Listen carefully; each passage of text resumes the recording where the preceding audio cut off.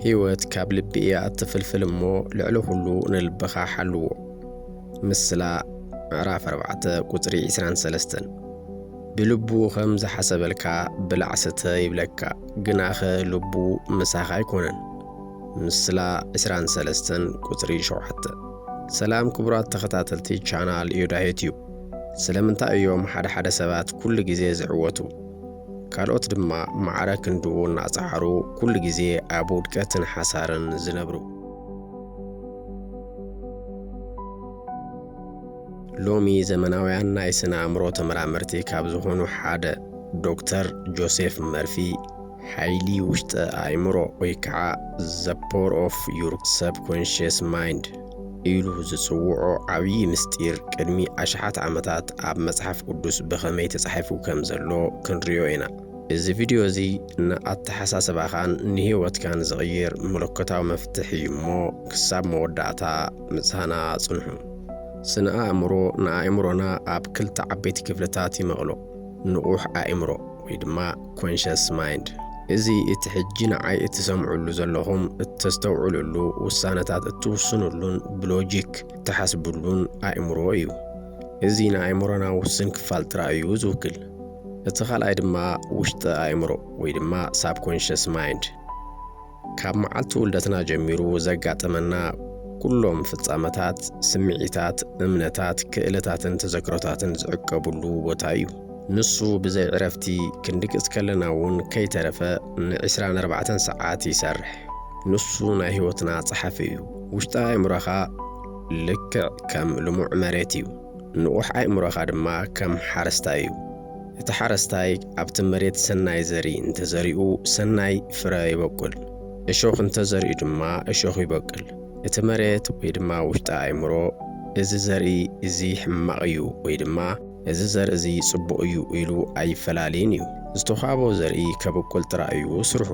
መዓልታዊ ግርጭትን ልብኻ ዝሰብርን ዜናታት እትሰምዕ እንተኾይንካ ወይ ድማ ኣነ ድኻ እየ ኣብ ስድራና ዝተዓወተ የለን ኣነ እኮ ዕድል የብለይን ኢልካ እትዛረብ እንተኾይንካ ንቑሕ አእምሮኻ ነዚ ሓሳብ እዚ ይቕበሎ እሞ ናብ ውሽጢ አእምሮኻ ይልእኾ።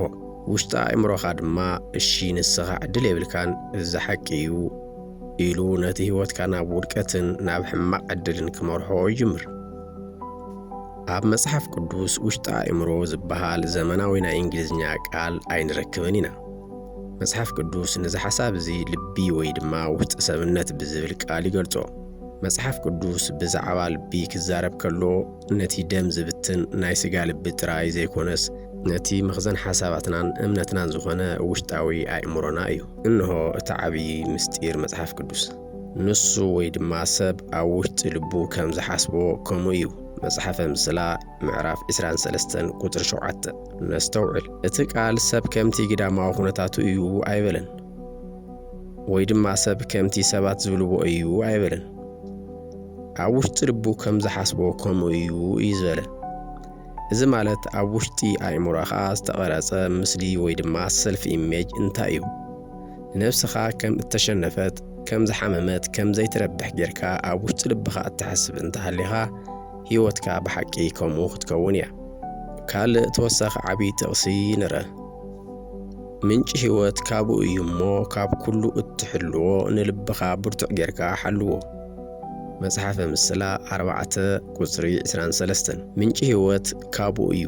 እዚ ማለት ካብ ውሽጢ ልብኻ ወይ ድማ ካብ ውሽጢ አእምሮኻ ናብ ወጻኢ እዩ ህይወት ዝፍልፍል። ሓጎስ፣ ጥዕና፣ ሃብቲ፣ ሰላም ኩሉ ካብ ውሽጢ ናብ ወጻኢ ወይ ድማ ኢንሳይድ ኣውት እዩ ዝዓቢ። ንልብኻ ሓልዎ ክበሃል ከሎ ናብ ውሽጢ አእምሮኻ ሕማቕ ዘርኢ ወይ ድማ ናይ ፍርሒ ሓሳብ፣ ቂምታን ጽልእን ሓሳብ ከይኣቱ ምግባር ማለት እዩ። ሐዋርያው ቅዱስ ጳውሎስ እውን ኣብ ሮሜ 12 ቁጥሪ 2 ከምዚ ይብል፣ እቲ ሰናይን ዘሐጉስን ፍጹም ዝኾነ ፍቓድ እግዚአብሔር እንታይ ምዃኑ ምእንቲ መርሚርኩም ክትፈልጡ አእምሮኹም ብምሕዳስ ተለወጡ እምበር ነዚ ዓለም እዙይ ኣይትምሰሉ። እዚ ማለት ካብቲ ናይዚ ዓለም ኣሉታዊ ጽልዋን ኣተሓሳስባን ወፂኻ ነቲ ውሽጣዊ ሓሳባትካ ምስቲ ሰናይ ዝኾነ ፍቓድ እግዚአብሔር ክተስማዕምዖ ከለኻ እዩ። እዚ ድማ እግዚእና ኢየሱስ ክርስቶስ ብዛዕባ እምነት ዝምሃሮ ምስ ሓይሊ ውሽጢ አእምሮ ከመይ ከም ዝተኣሳሰር ንርአዮ። ጎይታና ኣብ ማርቆስ 11 ቁጽሪ 23 ከምዚ ኢሉ ኣሎ፣ ኩሉ እቲ ዝልምኖ ከም ዝፍጸም እንተይተጠራጠረ ብልቡ ዝኣምን ነዚ እምባዙይ ካብዚ ተላዒልካ ናብቲ ባሕሪ ተወርወር እንተበሎ ከም ዝኾነሉ ብሓቂ እብለኩም ኣለኹ። ሓደ ሰብ ብኣፉ እግዚኣብሔር ክሕግዘኒ እዩ ክብል እንተሎ እዚ ንቑሕ ኣእምሮ እዩ። ግናኸ ኣብ ውሽጢ ልቡ ወይ ድማ ኣብ ውሽጢ ኣእምሮኡ ኣይመስልን። እዚ ጸገም እዚ ኣይክፍታሕን እዩ ክጠፍእ እየ ዝብል ፍርሒ እንተሃልይዎ እቲ ውሽጣዊ ጥርጣረ እዩ ዝዕወት። ውሽጢ ኣእምሮኻ ካብ ኣፍካ ንላዕሊ ነቲ ኣብ ውሽጢ ልብኻ ዘሎ ናይ ሓቂ እምነት እዩ ዝሰምዕ። ኣብ ዕብራውያን ምዕራፍ 11 ቁጽሪ 1 እምነት ነቲ ብተስፋ እንጽበዮ ነገር ከም እንረኽቦ ዘረጋግጽ ነቲ ዘይርአ ነገር ድማ ከም ዘሎ ዘረድእ እዩ። አብርሃም ውሉድ ከይወለደ ተጨኒቑ ከሎ እግዚኣብሔር ናብ ደገ ኣውፂኡ ናብ ሰማይ ረአ። ከዋኽብቲ ክትቆጽሮም ትኽእል ዶ? ዘርእኻ ከምኡ ክኸውን እዩ በሎ። ስለምንታይ እዩ ኣምላኽ ንኣብርሃም ከዋኽብቲ ከርእዮ ደልዩ? ምኽንያቱ እቲ ምስሊ ናብ ውሽጢ ኣእምሮኡ ወይ ድማ ናብ ልቡ ክኣቱ ስለ ዝደለየ እዩ። አብርሃም መዓልታዊ ነቶም ከዋኽብቲ እናረኣየ ውሽጣዊ ኣእምሮኡ ብናይ ኣምላኽ ተስፋ ናብ ፍረ በጽሐ። ውጽኢቱ ድማ ኣብ እርጋኑ ወለደ። እምበኣር ከስ ክቡራት ተኸታተልቲ ዮዳሄ ቲዩብ ነዚ ሓይሊ እዚ ተጠቒምና ህይወትና በቓል ኣምላኽ ንምቕያር መዓልታዊ ክንገብሮም ዘለና 4 ቀንዲ ተግባራዊ ስጉምትታት እዞም ዝስዕቡ እዮም። ቀዳማይ ቃላትካን ቃል እግዚኣብሔርን ምእዋጅ ወይ ድማ ስክሪፕቹራል ኣፈርሜሽን። ሞትን ህይወትን ኣብ ትሕቲ ስልጣን መልሓስ እዮም፣ እቶም ዝፈትዋ ከዓ ፍርዓ ክበልዑ እዮም ይብል። ውሽጢ ኣእምሮኻ ናይ ኣፍካ ቃል ይሰምዕ እዩ። ኣነ ድኹም እየ ኣብ ክንዲ ምባል በቲ ሓይሊ ዝህበኒ ክርስቶስ ኩሉ እኽእል እየ በል። ክመውት እየ ክሕምም እየ ኣብ ክንዲ ምባል ብመውቃዕቱ ብሞቱ ኣነ ሓውየ እየ በል። ነዚ ቓላት እዚ መዓልታዊ ክትእውጅ ከለኻ ውሽጢ ኣእምሮኻ ከም ሓቂ ገይሩ ይቕበሎ እሞ ሰብነትካን ኩነታትካን ክቕየር ይጅምር። እቲ ካልኣይ ናይ ምድቃስን ናይ ምስትንታንን ግዜ ኣልፋ ስቴት።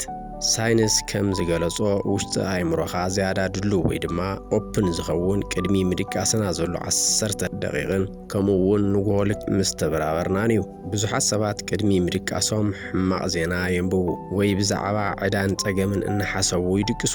እዚ ዓብዪ ጌጋ እዩ፣ ምክንያቱ እቲ ሕማቕ ሓሳብ ሙሉእ ለይቲ ኣብ ውሽጢ ኣእምሮኻ ክበስል እዩ ዝሓድር። ክትድቅስ ከለኻ መዝሙረ ዳዊት ኣንብብ፣ ቃል ኣምላኽ ኣስተንትን፣ ሰላም እግዚአብሔር ምሳይ እዩ ኢልካ ብእምነት ሕሰብ። እቲ ሳልሳይ ቅድሚ ምቕባልካ ኣመስግን፣ ዘሎ ኦፍ ግራቲቱድ።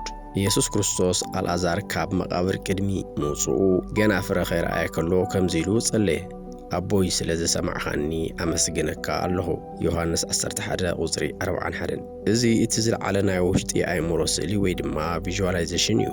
ጸገምካ መፍትሒ ከይረኸበ ከሎ እኳ ኦ ኣምላኽ ስለ ዘውፃእኻኒ ኣመስግነካ ኣለኹ ኢልካ ብእምነት ምምስጋን ንውሽጣዊ ዓቕምኻ የተግብሮ እዩ። ራብዓይ ቂምታን ጽልእን ካብ ውሽጥኻ ኣውፅእ ወይ ድማ ፎርጊቭነስ። ውሽጢ ኣእምሮኻ ብቁጥዐ ብቕንኣትን ብቂምታን እንተመሊእኻዮ ጸሎትካ ከይተርፈ ክዕገት እዩ። መጽሓፍ ቅዱስ ንሕድሕድኩም ይቕረ ተባሃሃሉ ዝብለና ንዓና ካብቲ ውሽጣዊ ሕማም ወይ ድማ ስትረስን ምድሓን እዩ።